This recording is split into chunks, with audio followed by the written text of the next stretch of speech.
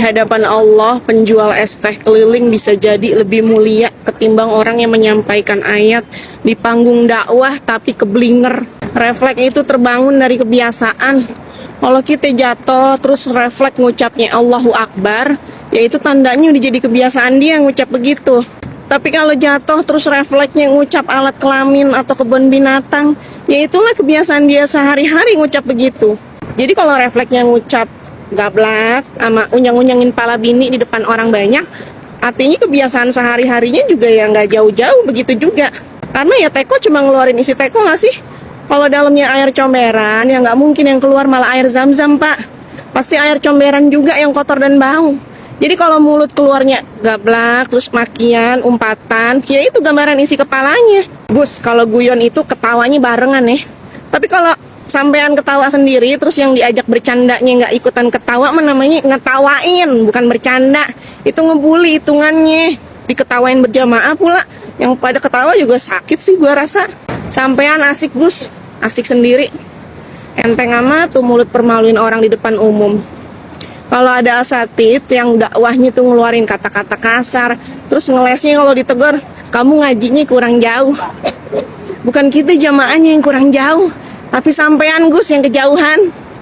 Emang dakwahnya niru siapa sih Gus? Kanjeng Nabi nggak pernah ya ngomong kasar seumur hidupnya. Terus bapak pedagangnya bilang dia kecewa, dia sedih, dia terluka diperlakukan begitu. Dosa yang gak bisa terhapus meskipun kita udah jungkir balik taubatan nasuha di hadapan Allah itu ya dosa kita ke manusia yang pernah kita zolimin, bener gak? Kita mesti dapat pengampunan dulu dari orangnya buat dapetin pengampunan Allah. Emang mesti hati-hati bener ya, karena sakit hatinya orang bisa membinasakan kita. Doa orang teraniaya itu makbul, kagak ada penghalangnya. Ya sampean pasti udah lulus lah, bab ini gak mesti kita-kitanya ajarin. Ini juga jadi pelajaran nih buat kita semua untuk selalu berhati-hati kalau ngucap. Apalagi sampean kan utusan khusus presiden bidang kerukunan beragama dan pembinaan sarana keagamaan nih. Setiap kata yang keluar dari mulut kita itu ibarat benih. Kalau kita nanamnya benih kebaikan, kayak misal suka ngasih pujian ke orang, suka ngasih penghargaan ke karyawan, terus kata-katanya ngademin, ya baliknya kita bakal nuai kebahagiaan dan keharmonisan hubungan.